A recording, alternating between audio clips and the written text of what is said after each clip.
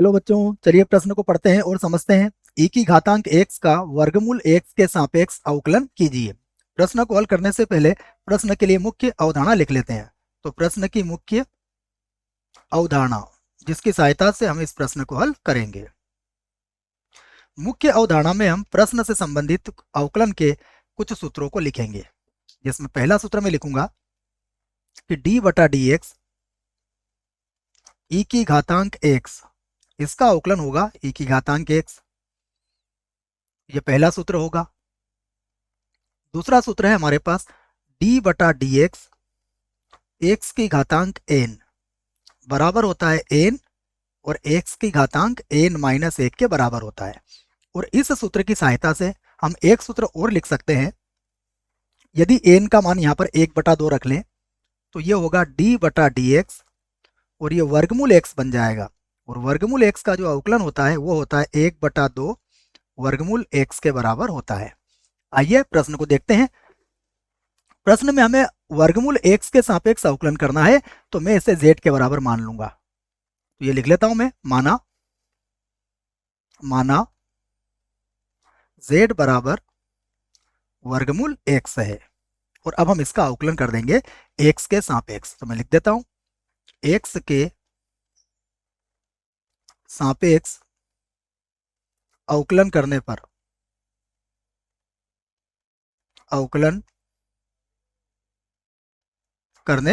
ये हमने पूरी बात यहां पर लिख दी है। तो यहां से हमें मिलेगा dz बटा डी एक्स बराबर ये हो जाएगा d बटा डी एक्स और वर्गमूल x। तो इसका अवकलन होगा 1/2 वर्गमूल x के बराबर। इसे हम समीकरण 1 बना लेंगे। और अब जिसका अवकलन करना है बच्चों, उसको मैं y के बराबर मानूंगा। तो मैं इस बात को भी लिख देता हूं, पुनः माना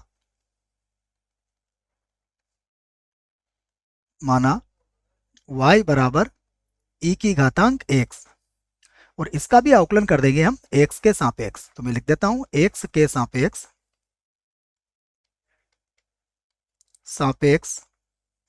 अवकलन करने पर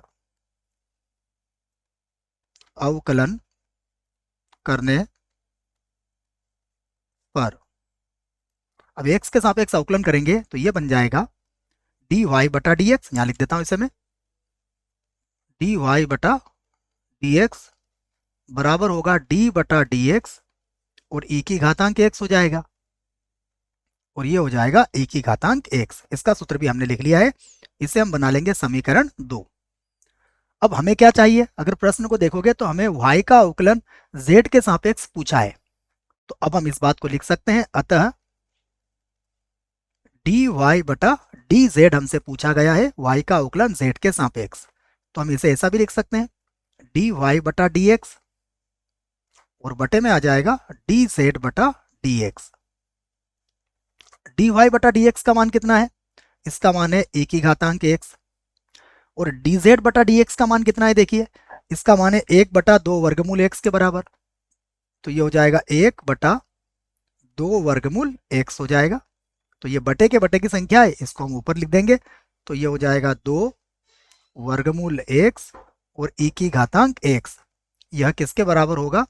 dy बटा dz के बराबर हो जाएगा। और यही हमारे प्रश्न का उत्तर होगा। आशा करता हूं आपको इस प्रश्न का उत्तर समझ में आया होगा। धन्यवाद।